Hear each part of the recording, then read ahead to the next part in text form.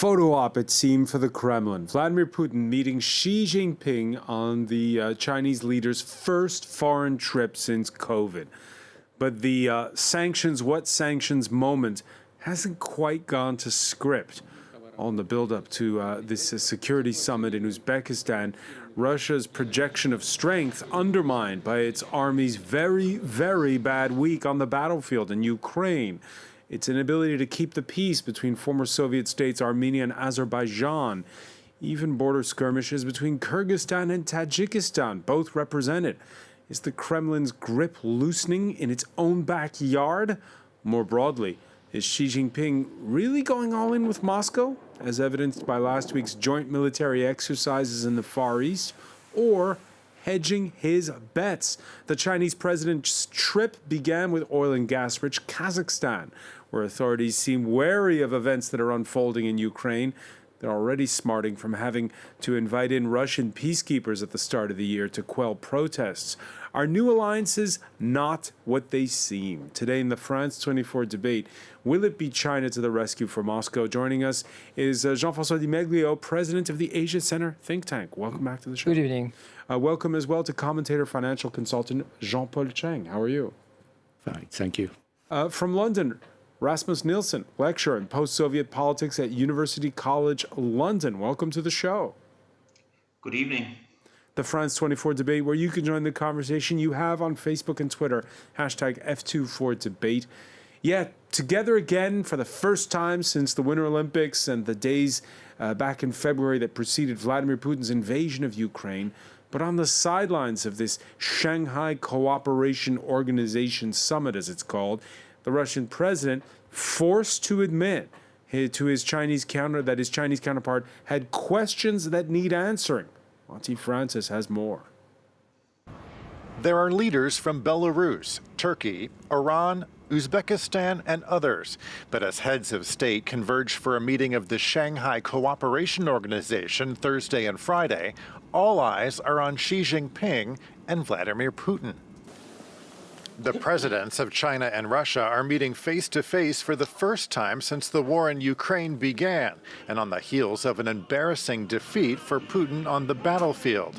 For Putin, the summit is a chance to show that Russia is not isolated on the international stage. We highly value the balanced position of our Chinese friends when it comes to the Ukraine crisis. We understand your questions and concern about this. Beijing has not explicitly endorsed Moscow's invasion, but has built economic and strategic ties with Russia over the last 6 months. For his part, Xi faces a pivotal Congress of the ruling Communist Party in October, tensions with the U.S. over Taiwan, and fallout from his zero COVID policy at home, which has paralyzed much of his country. For both leaders, the meeting is a chance to challenge the West and to advocate for a new world order. Facing an ever-changing world, era, and history, China is willing to make efforts along with Russia to assume the role of great powers and play a guiding role to inject stability and positive energy into a world rocked by social turmoil. The SCO is not a formal military alliance like NATO, but its members work together on joint security issues, cooperate militarily, and promote trade. The summit's main joint session happens Friday.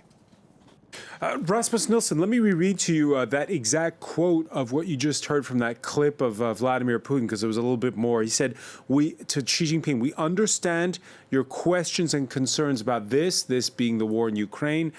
During today's meeting, we will, of course, explain our position. Our regional correspondent telling us how this is a big surprise to hear those words from Vladimir Putin's mouth. Are you surprised? Not enormously, no. I mean, it is certainly going further than has been the case before, but everybody has known that the Chinese have been unhappy with the continuation of the war as it went on. I mean, the Russians clearly promised China more or less explicitly from the beginning that this would be over quickly. When that didn't happen, it put the Chinese in rather a bit of a fix. So it is perhaps, I mean, Putin has gone further now than previously, but it doesn't surprise me massively. I mean, he had to acknowledge to some extent that things weren't going exactly to plan. Let's talk about the narrative at the outset, because it's been spun in some circles as Vladimir Putin's decision to invade February the 24th was postponed so as not to ruffle the feathers of his Chinese host at the Winter Olympics and upstage the games. Is that true, though? I can't know that for sure. It is perfectly possible. I think what was particularly important for Russia was to show that what they were going to do in Ukraine showed that they were in control, showed that they were rational and predictable. Putin wanted and needed to show that to the West, but he certainly needed to show it to China as well. Also, of course, to project his own capabilities. He certainly did not manage to do that, and that has put him in a difficult situation. And then, of course, there's what happened a week ago. This would have been a different sit-down had there not been that big setback on the battlefield for the Russians. It probably would have, but on the other hand, I would imagine that Putin would still have had to explain to the Chinese, even if the setback hadn't come now, explain to the Chinese exactly where he's going with this war, exactly what his plans are, what would happen after certain areas might have had referendums on joining Russia and so on and so forth. Unless he had those answers, I think the Chinese might still have been quite unnerved, and he would have known that. And I'll read to you, Jean-François Di Meglio, what we heard Xi Jinping say about China ready to play a guiding role to inject stability and positive energy.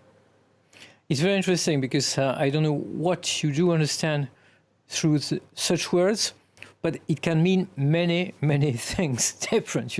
Of course, China has always been promoting stability, but whether it's stability in our understanding or the understanding from a Chinese audience is very different. I think the major stability that Xi Jinping is aiming at is domestic stability. And this is what prevails for him. I think we should keep in mind that both leaders are not only speaking to the world, but they are also speaking to their own audience at home. It's very important for Xi Jinping especially, because he's got some deadlines ahead of him, and for the moment, he doesn't have all the cards to meet the deadlines properly. Domestic situation, economic situation, health situation. But he definitely seems to, when he talks about playing that stabilizing role, is he not saying I'm the big brother in this relationship? Well, I think we are currently at the very moment that Xi Jinping was probably expecting since the inception of the invasion of Ukraine. I think what China has played as a card was waiting for the moment Russia would really need China as a market, as a diplomatic support, not a military support. Possibly Putin was expecting some military support, but Xi Jinping never was ready to display military support. On the other hand, there is a lot to win for China if Russia is weakened. And this is exactly what's happening now. Is this good news or bad news for China, what's happening in Ukraine? I would say what Xi Jinping stated is also in reference to the Shanghai Cooperation Organization's meaning for him. When he's talking about the responsibility of big states to inject positive energy for stability, etc., of course, he has in mind the fact that, you see, we, with the Shanghai Cooperation Organization, we maintain the stability without war in Central Asia, around China, in all this area. So he's saying make business, not war? Somehow the message contains this meaning. And on the other side, I believe that there is, you can interpret also that in the open manner, when he say we are ready, both of us, we should play the role of big states. Somehow he's saying China is ready to play a role. So it's a kind of openness. But which China is it? Is it the China that last week staged joint military exercises with Russia? Or the China that seems to be saying, and Vladimir Putin admits this so himself, hey, don't go too far with this whole carpet bombing of Ukraine? Yeah, but joining the military drills is not fundamental because they are doing that every year. And not only China, India and other countries participate in these military drills. And of course, China will not show a change of behavior vis-à-vis Russia in this particular time. But now, when Putin says that, I understand your concern and your question, and then Xi Jinping said, we are ready to play the responsibility of the big powers. Okay, somehow it's an openness. It means that it's very frank to Putin. Don't forget, we are here. If you need some help in the diplomatic field to reach some kind of negotiations that Chinese side has been asking for from the beginning, the first day.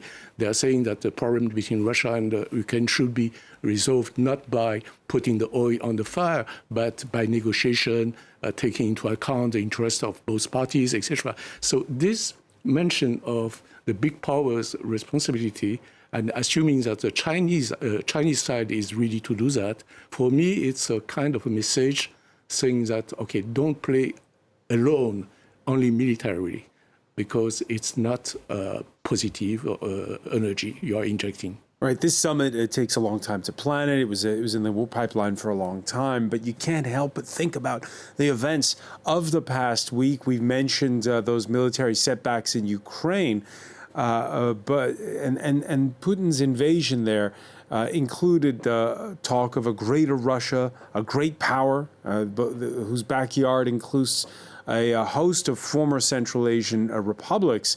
But can it keep the peace in that backyard? A Kremlin-brokered ceasefire ignored on Tuesday when the worst fighting in 2 years flared up between Armenia and Azerbaijan. That prompted Yerevan to evoke Moscow's obligation under Russia's answer to NATO. It's called the Collective Security Treaty Organization. Armenia applied to the Collective Security Treaty Organization under the 4th Article. It establishes that aggression against one of the CSTO member countries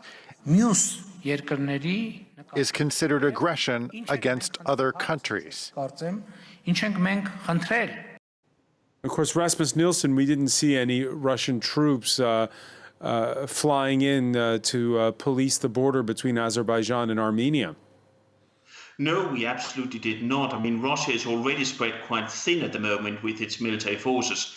It absolutely does not need and probably could not really sustain any military involvement in the Caucasus. You also got to think about if troops were put in, there is always the possibility, the risk that they might end up, I mean, if they went in on the Armenian side, they might end up in fighting with Azerbaijani troops. Apart from, casualties immediately following from that, it would also put Turkey in a very difficult position because they would be very reluctant to give up on the Azerbaijanis. And that might mean that they would become more critical towards Russia, not just in the Caucasus, but elsewhere as well. So, Russia can't really get too involved militarily in that situation. And so Russia not answering that call, that sort of, because again, this is, Jean-François Dimegde, this is the equivalent of NATO's Article 5 that Armenia's prime minister there is evoking. So Russia, again, I get back to the conversation between Xi and Putin, looks weakened. Definitely. I mean, as you very properly said, the situation has turned around totally after 2 years where this forgotten battlefield between Armenia and Azerbaijan was quiet. All of a sudden, it wakes up at the very wrong timing for Putin because he's got other worries elsewhere. So the last thing he would like to do is to interject. And on top of this, Russia's position has not been very clear in the opposition between Azerbaijan and Armenia for natural resources reasons and also for cultural reasons. Russia being closer to Armenia culturally speaking, but of course having some interest with Azerbaijan as well. So the situation is very delicate for Putin. So that might explain what you mentioned at the very beginning. Explanations given by Putin to Xi Jinping and clarification, possibly. Yeah, natural resources, oil and gas at the center of it all. We're going to talk about it more in a moment. But I just want to point out one other one, Rasmus Nielsen. Further east, a fresh flare-up of shooting at the disputed border this week between Kyrgyzstan and Tajikistan happens often. It seems to have since abated. Vladimir Putin, you can see in these images, meeting with the presidents of both countries at the start of this summit in Uzbekistan. Again, these are former Soviet republics, Kyrgyzstan and Tajikistan, by the way, which share borders not with Russia, but with China. Where does this leave Moscow right now, Rasmus? Again, it leaves Moscow in a difficult situation. So I'm sure that Putin would have told both the Kyrgyz and the Tajik leadership that they should refrain from doing anything rash and that, he wouldn't tolerate any fighting. But what you've got in Central Asia is a mishmash of borders, particularly in that region between Kyrgyzstan and Tajikistan. And you've got a situation where you've got a soon-to-come power transfer in Tajikistan with an aging president, and you've got quite a populist president in Kyrgyzstan. So neither regime is necessarily the type of regime I would expect to be peacemakers or defensive-minded primarily. And that means, of course, that it might be very, very difficult for Russia to convince them to stay back. So it leaves Russia with another problem. Yeah, these are former Soviet republics, Jean-Paul Chang, in the 21st century. Mm-hmm. Countries like Kyrgyzstan and Tajikistan turn more towards Russia or towards China? Very good question, because beside the SCO, the Shanghai Cooperation Organization, China initiated a summit between China and the 5 Central Asia countries, including Uzbekistan, Kazakhstan, etc.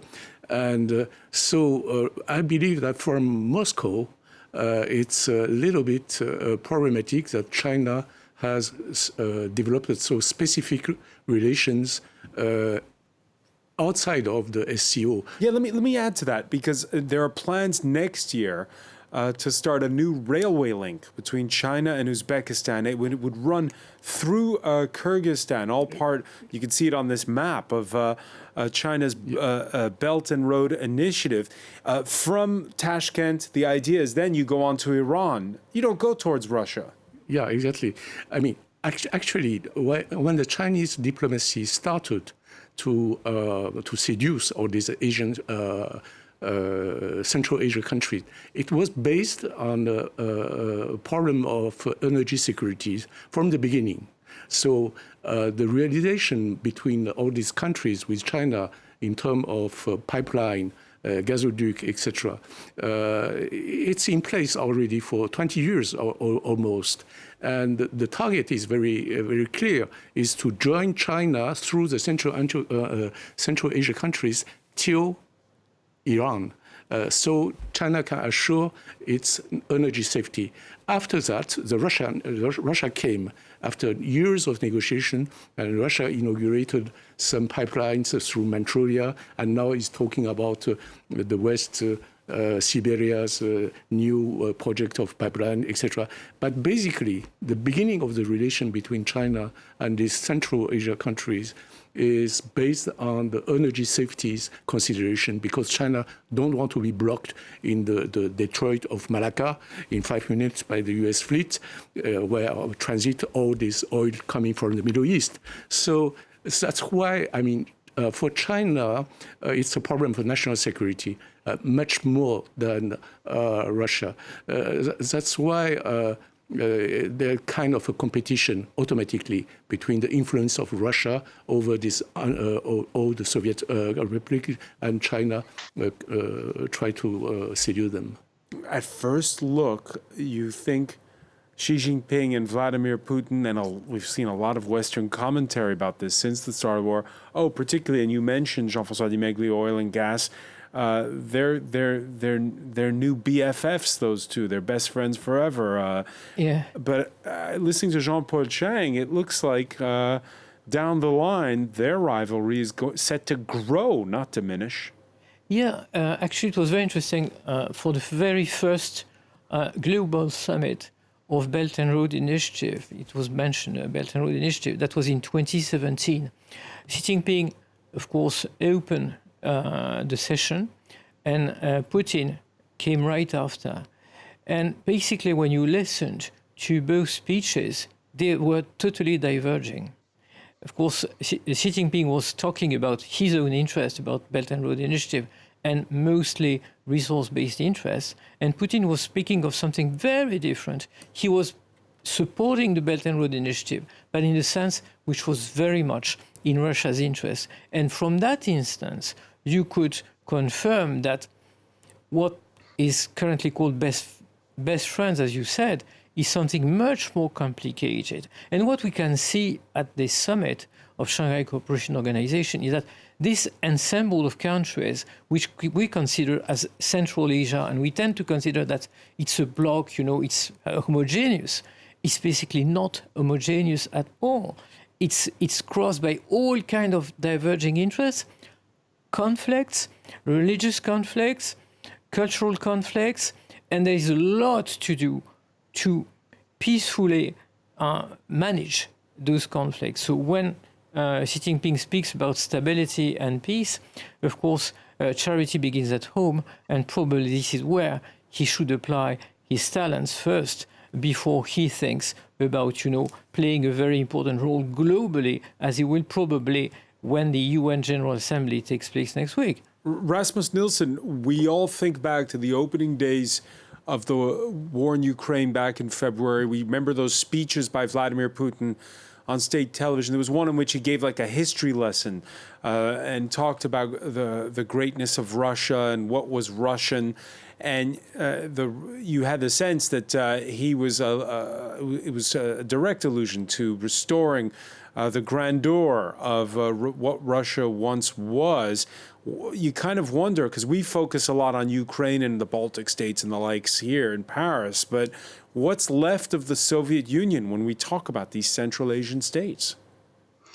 I don't think necessarily there's that much left of the Soviet Union in the image that Putin wants to project, if you see what I mean. His sort of great power image has much more roots in the imperial era and the non-ideological parts of the Soviet Union, if you see what I mean. I mean, someone like Putin would be looking, if you're talking Central Asia, for instance, he would be looking at northern Kazakhstan, talking about the amount of Russian speakers and, in many ways, cultural Russians who live there. And this is, of course, also something that has given great concern within Kazakh society, because there were fears, particularly if this war had finished quickly with a Russian victory, there were fears that perhaps Russia would look to Kazakhstan next. I don't think most people thought that would have led to a Russian invasion, but certainly the idea of Russia putting more pressure on a country like Kazakhstan to control that more was definitely a possibility, and certainly something that Putin would have liked to do. You mentioned that big Russian ethnic minority in Kazakhstan, and by the way, Xi Jinping's first foreign trip since the early days of COVID did not start in Uzbekistan, where he is now. It started in Kazakhstan, where the Chinese leader was warmly greeted. The welcome on the state visit with Kazakh President Kassym-Jomart Tokayev, including a Kazakh actress singing a song in Chinese. 签署经贸、互联互通、金融、水利、新闻媒体。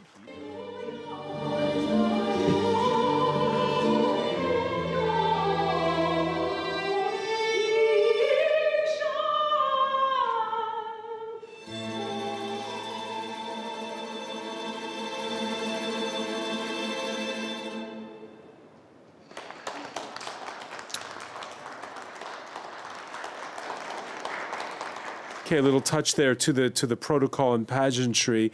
Of course, Kazakhstan, and we could perhaps call up a map on this, Jean-Paul Chang. It's got a lot of oil and gas, and much of it flows west, but some does already flow east. There's the map for you now.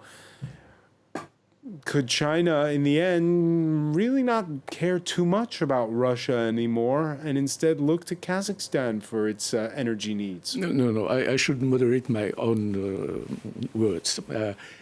There are divergence of interest, contradiction of interest between Russia and China, of course, in terms of control of this area. But still, the convergence of interest nowadays actually is more important than the divergence. What we observe now for some time is a kind of in the vision of Putin of Eurasia, developed by Putin, tend to be closing up to the Chinese Belt and Road. Yeah, exactly. And nowadays, because of the reaction because of the sanctions, because of what happened in the attitude of the Western countries, there are kind of a forced rapprochement between Russia and China, and they discover a lot of convergence of interest. So, in the time being, they can put behind the rivalry about related to the influence on these Central Asian countries.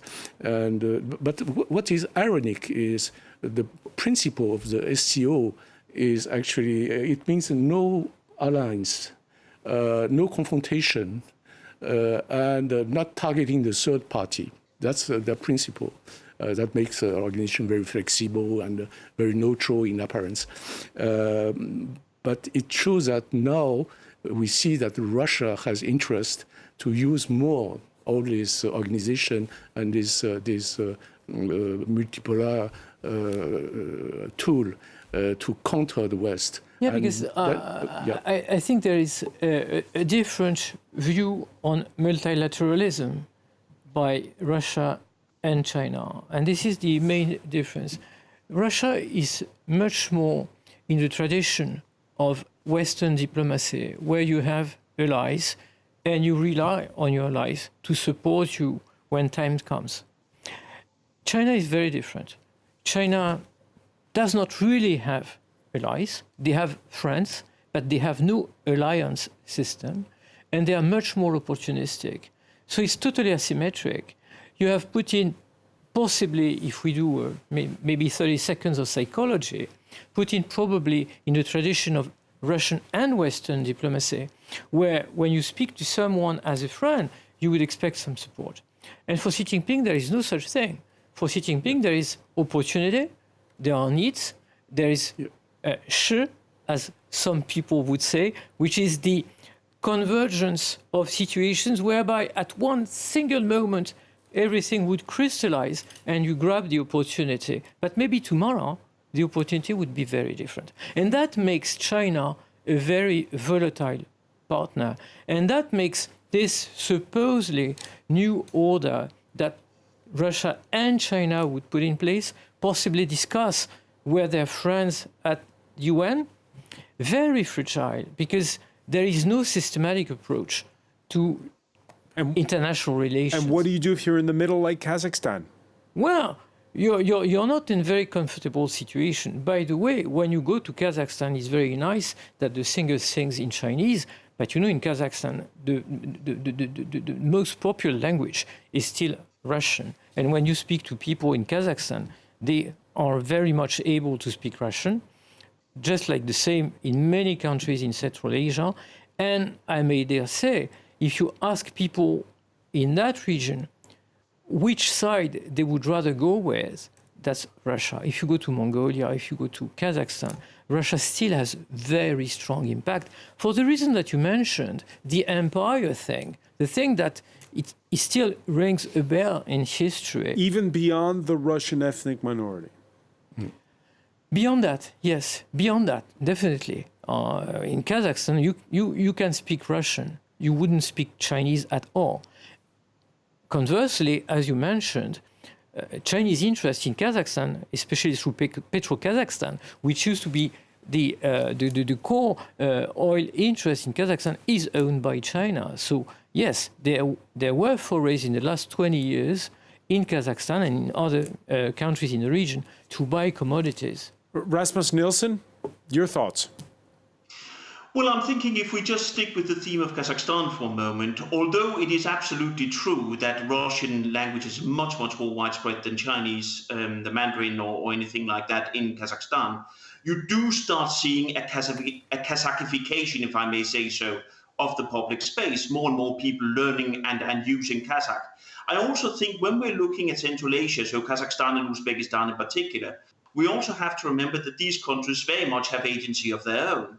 And there is an increasing tendency in both of those countries, certainly, to look at Central Asia more as something that should sort of be kept a little bit away from involvement with the great powers on either side, and should make its own way forward, using the opportunity as it suits Central Asia best. One thing to add to that, of course, very quickly, is that Kazakhstan and Uzbekistan don't agree on which of the countries should be in charge of Central Asia. So that's another source of tension.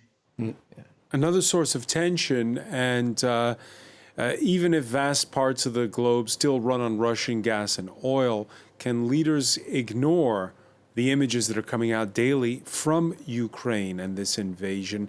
The Pope himself happened to be in Kazakhstan on Wednesday. In remarks, he clearly targeted the pro-Kremlin patriarch of the Russian Orthodox Church.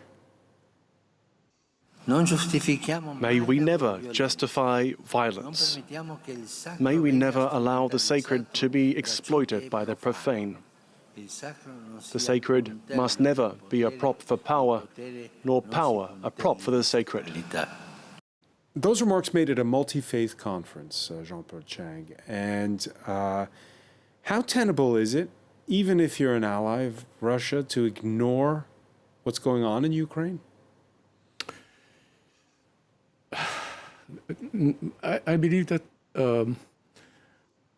right now, China cannot afford to deteriorate its relation with Russia, because you see the long border, common border between the two countries. China is looking at the sea, ocean, face the coming danger of confrontation with the Western world. So they really need a safe backyard. For them, Russia and the Central Asia are part of this safe backyard, and that's why they are able to sacrifice some problem of principle, or not to mention. Because at the UN, China is very principled when it comes to national sovereignty. Exactly. And in this particular case, it's a sovereign nation invading another sovereign nation. They've been repeating without mentioning any countries by name. They are being insisting on the fact that China wants the respect of the sovereignty and the integrity, territorial integrity for every country. That means for Ukraine as well. What happened is when the Chinese official press made the interview of Mr. Lavrov, the same day they published an interview of the Ukraine foreign minister as well.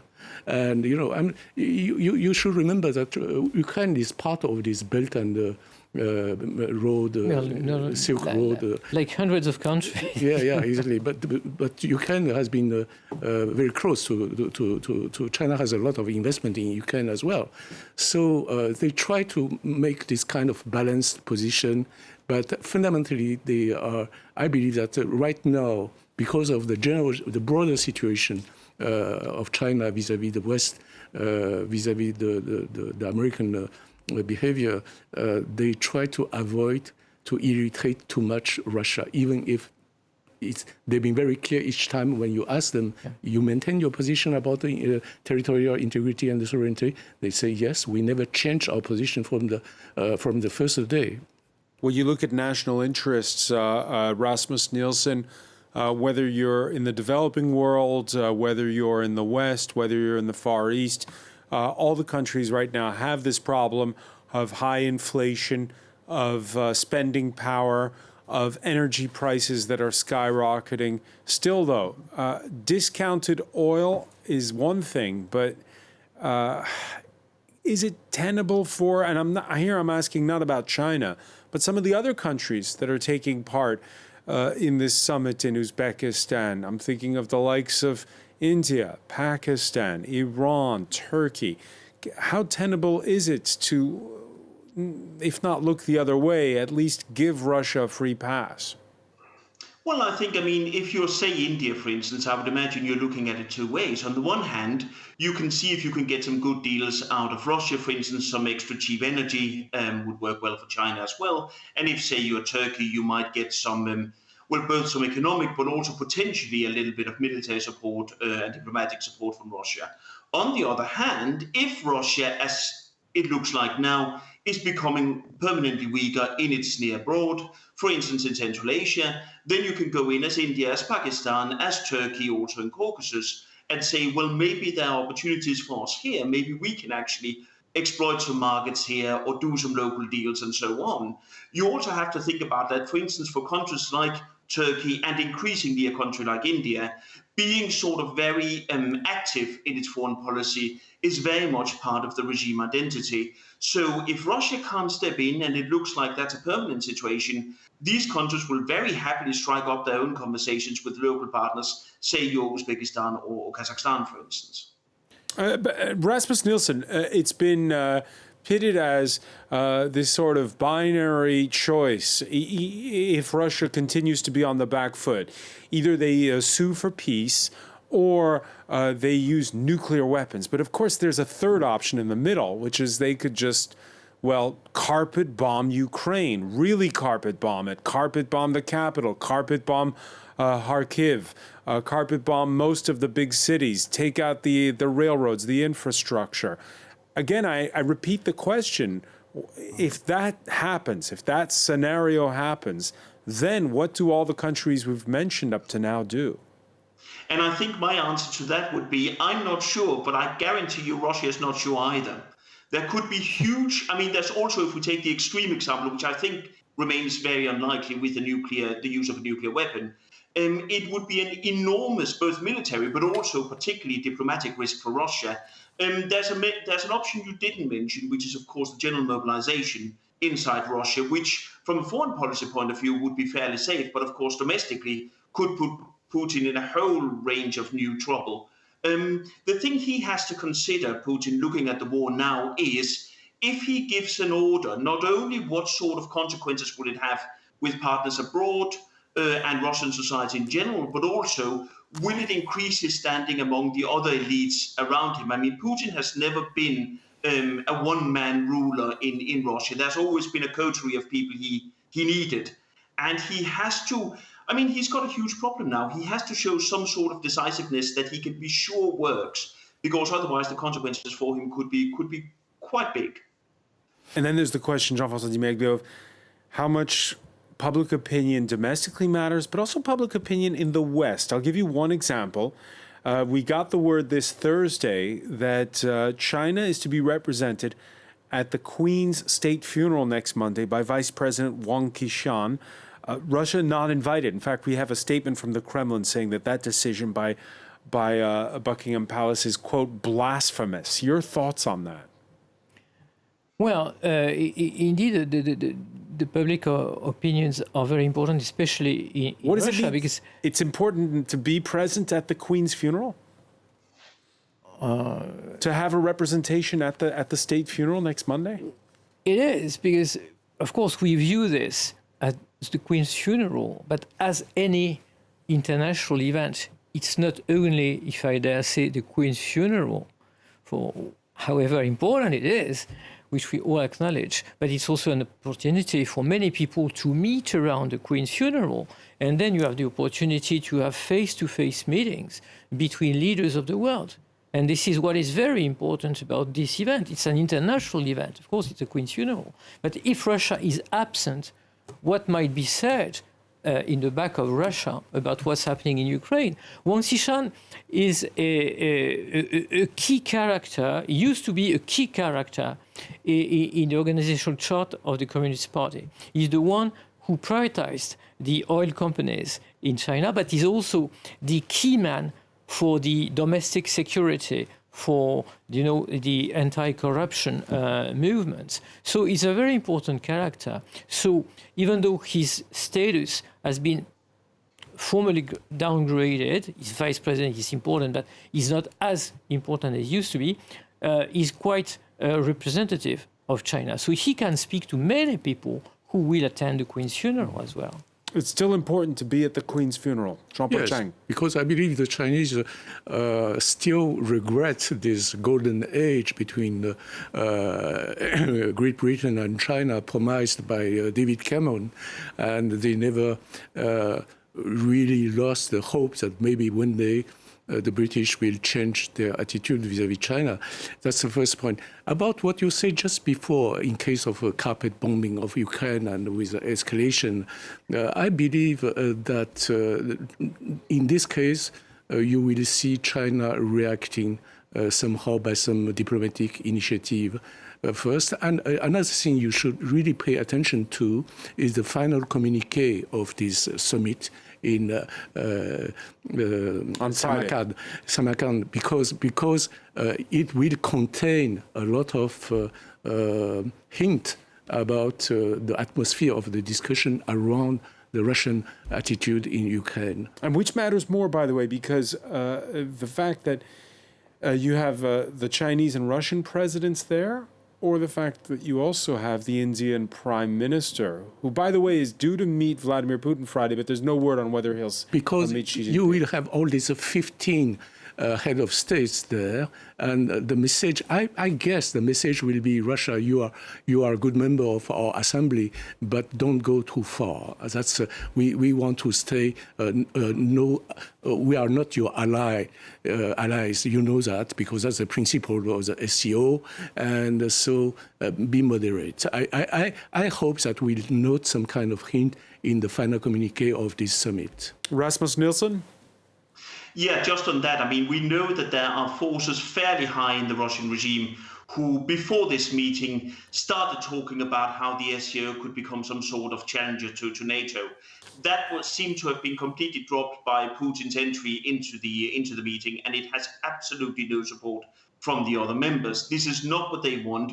They want stability in the region. Don't forget also, which has sort of perhaps been forgotten, or not forgotten, but not mentioned that much in this debate, that there's a huge domestic security element of the SCO against terrorism, drug smuggling, and so on and so forth.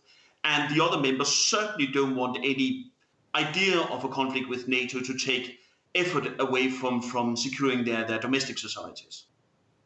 We'll have to leave it there. Much more to talk about. Rasmus Nielsen, I want to thank you so much for joining us from London. I want to thank as well Jean-Paul Chang, Jean-François Di Meglio. Much more on our website, France24.com. Thanks for being with us here in the France 24 debate.